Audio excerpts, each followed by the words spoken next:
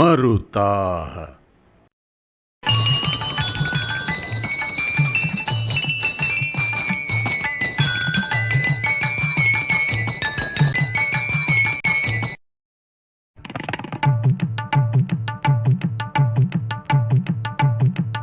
Mandalam 1, Suktam 38B Rishi Kanva Ghaura. Devata Marutaha. Chandas Gayatri.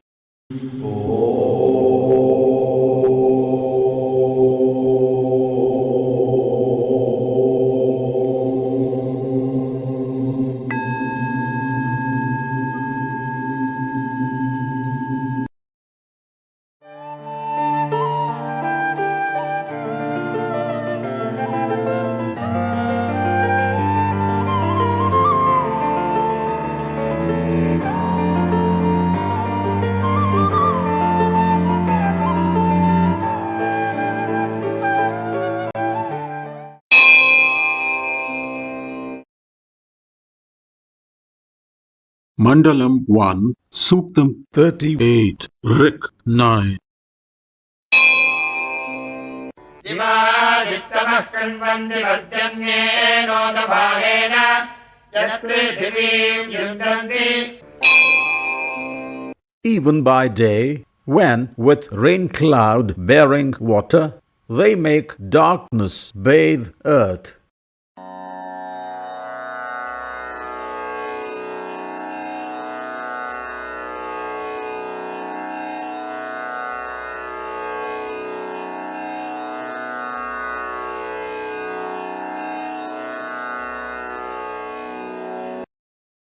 The impellers of change.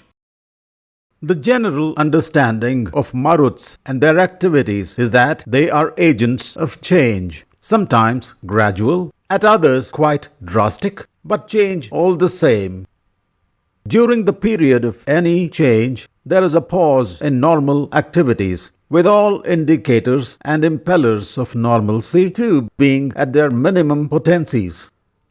It is a period of sleep and rest for some, a time for wonderful dreams or frightful nightmares for others, and an interlude for contemplation and austerities for some others. Light is one of the primary indicators of normalcy and vigorous activity, while unhindered movement is the basic impeller that enables processes to happen at the peak of their efficiency. Maruts inhibit both these requirements associated with a state of vibrancy and paradoxically when they themselves are at the peak of their ebullience amidst lightning, thunder and uncurtailed vigor. This contradictory behavior between the immortal Maruts and mortal beings and their repercussions can be noticed in the cultural practices of humans, behavioral patterns of other life forms, and celestial processes as well.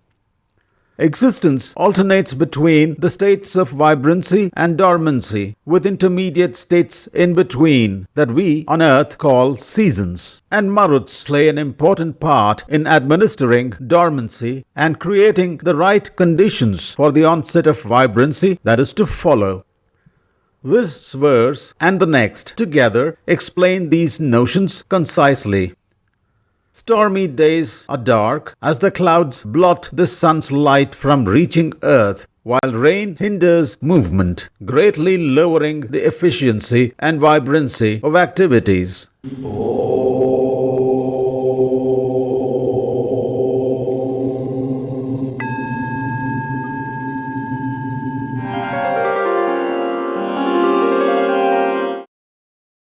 Mandalam 1, Suktam 38, Rik 10. अधस्तनान् मरुताम् विस्तमासत्तमार्थीवम् हरेयन्तः प्रमाणूढाः. Then, from the roar of the Maruts, every earthly spectator, mortals, trembled forth.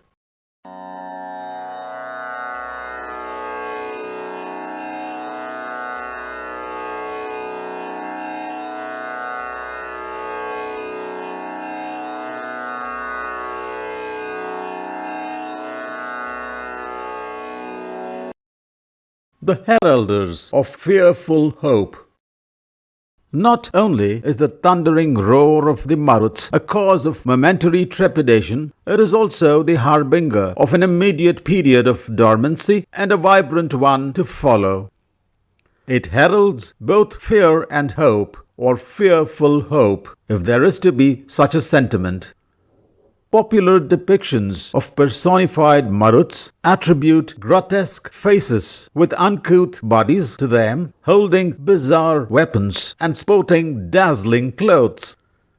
Perhaps children too imagine their parents and teachers to appear so when they admonish them for irregularities. Just as the advent of wisdom makes children to later appreciate their parents' forceful interventions, mortals too begin to acknowledge the contributions of the Maruts in the proper administration of existence and its multitudinous processes, despite their fearful roar and disruption of normalcy, which are accepted as inevitabilities.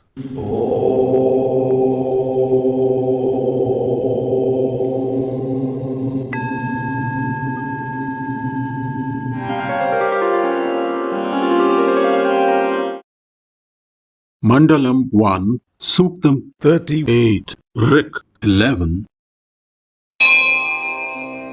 Maruto Velupaniभिः चित्रारोधस्वदीर्णनो Yadav खिद्रयामभिः.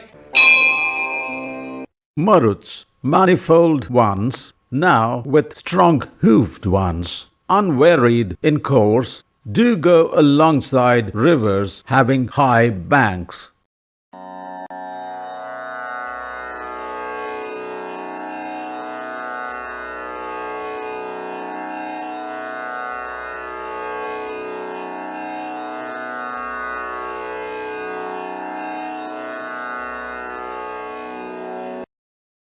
Regulated river flow within high, strong banks. Any activity without adequate and proper safeguards can cause undesired results. The more intense and enormous the process of the activity, the higher the possibility of it being inexpedient if things were to go wrong. In the case of a river, strong and high banks are the safeguards that prevent it from overflowing, flooding, and its adverse consequences. In Vedic thought, natural laws and their personifications are equated with truths, which they are because they never alter their conduct. Also, the pervasion of such truth across the universe is imagined as flowing truth rivers. Just as real rivers need high and strong banks to regulate their flow and keep them from causing unnecessary and inadvertent damage, truth rivers too are imagined to have them, as natural forces can never be disposed to err in their conduct. That is surely a privilege of mortals and mortals alone. The imperative to truth rivers in the verse to flow along high-banked channels is more a statement of fact, for so they indeed flow. Non-compliance and the resultant deviation in the execution of its script cannot be an option available to existence. The notion that they never slip in their conduct makes them sure-footed, and if they ride horses, such animals strong-hooved, both of whom never vary in their course of expression every time they emerge from a storm.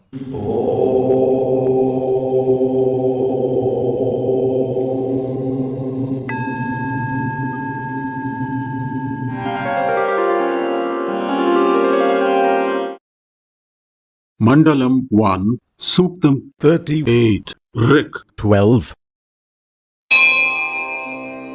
विरावस्तन्तु may मयोरथा अश्वासयेषाम् सुसंस्कृता अभिषेवः. Let your fellows be dependable, the chariots, your horses, the bridle, be well adorned.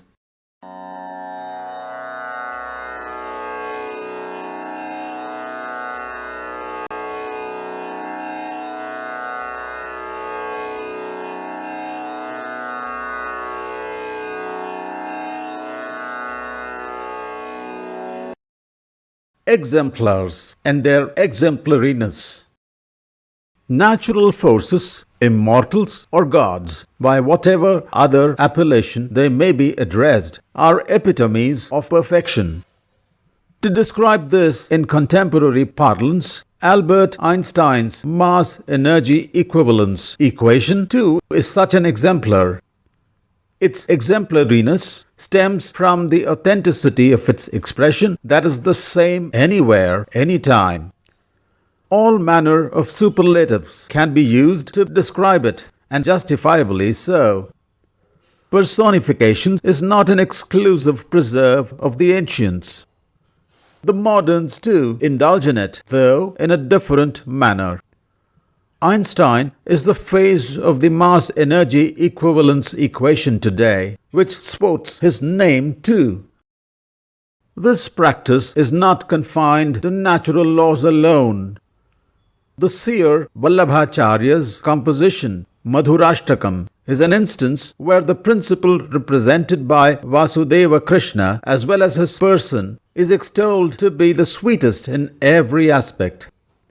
This verse expresses an identical conception about the personified Maruts.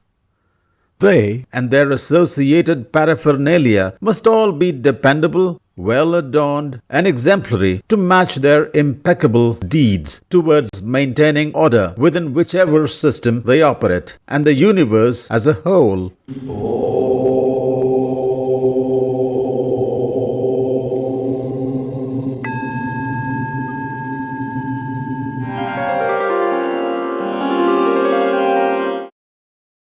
Mandalam 1, Suktam 38, Rik 13.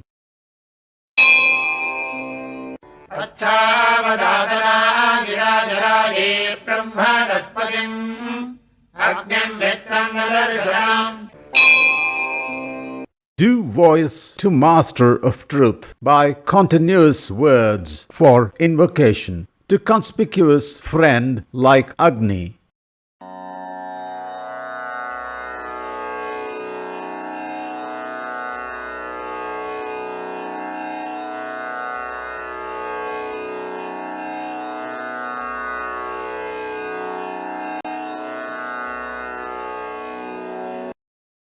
Everything is an expression of truth.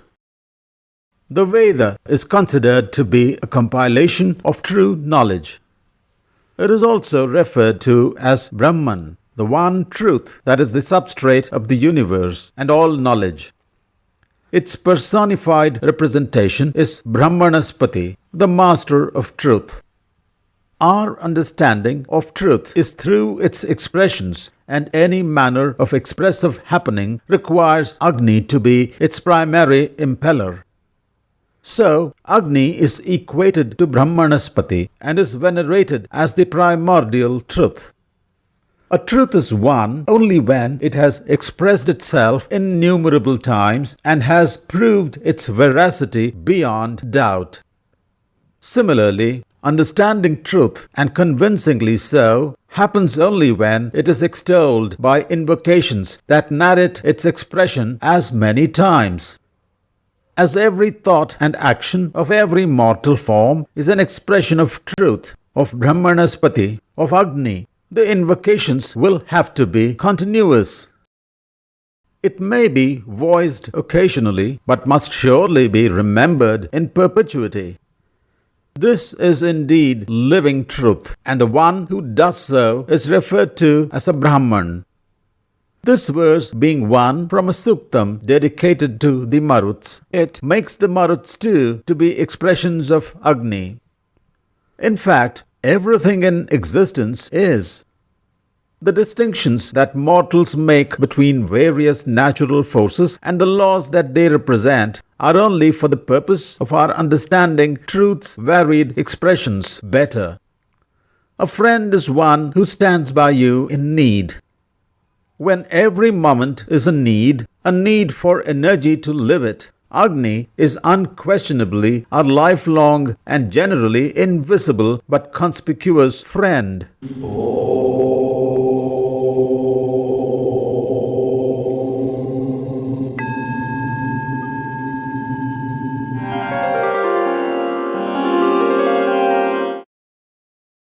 Mandalam 1, Suktam 38, Rik 14.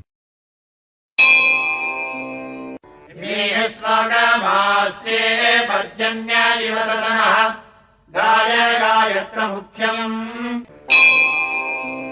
Do measure him in mouth, do sound like rain cloud, do sing the Gayatri hymn to one who deserves praise.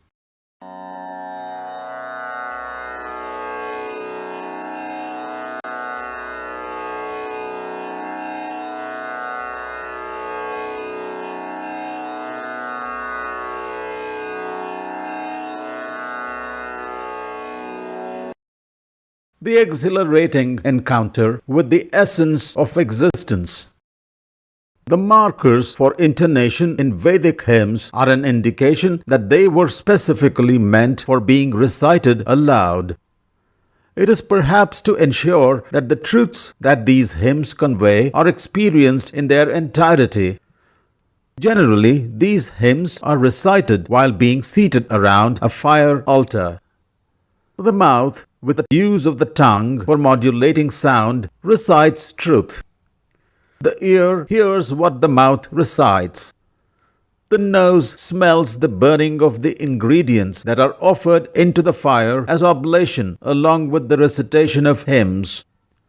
The eyes see the glow of fire burning brightly, representing energy that propels our every thought and action. The body experiences the heat that fire at the altar generates, and the mind dwells upon the truth that the hymns convey. This can surely be a wholesome and exhilarating encounter with truth. The Gayatri Mantra demarcates 7 levels of existence. In the context of Maruts, their expressions are perhaps experienced in every one of these levels through articulations appropriate for the level. The one who deserves praise for this wholesome experience of both the mortals and the Maruts is the personified master of truth, Brahmanaspati, also known as the primordial energy, Agni.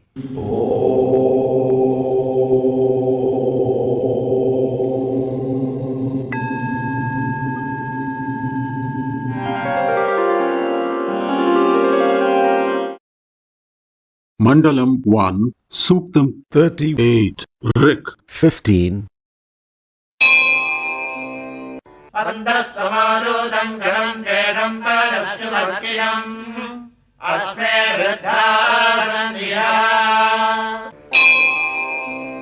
Do salute impetuous, radiant, glorious Marut host. Let them be here, increased within us.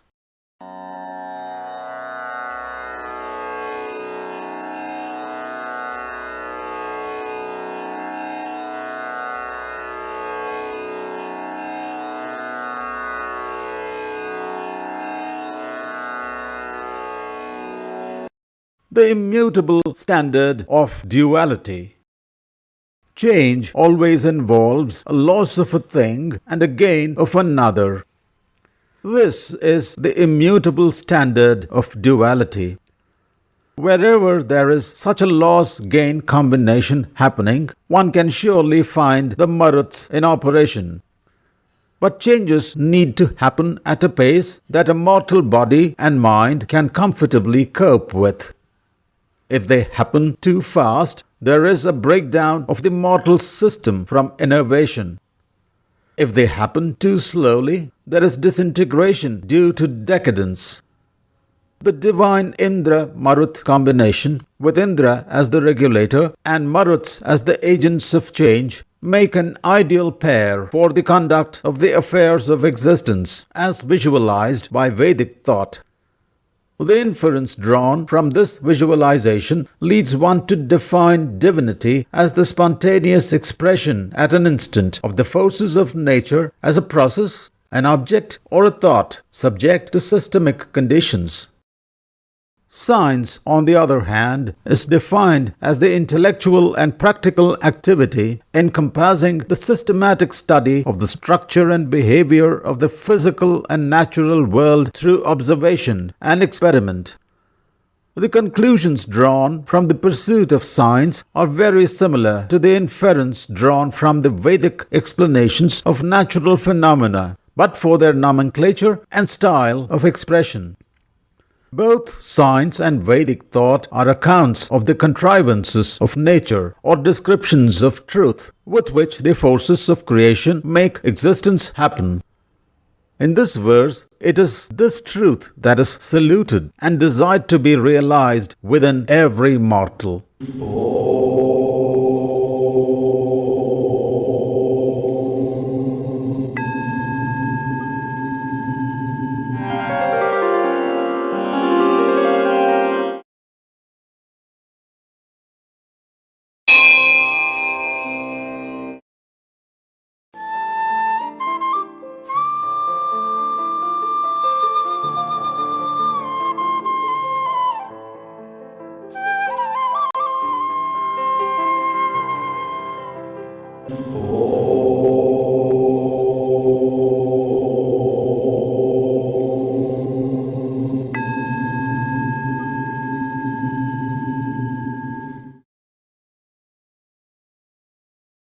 If you found this video informative and relevant, please like and share it.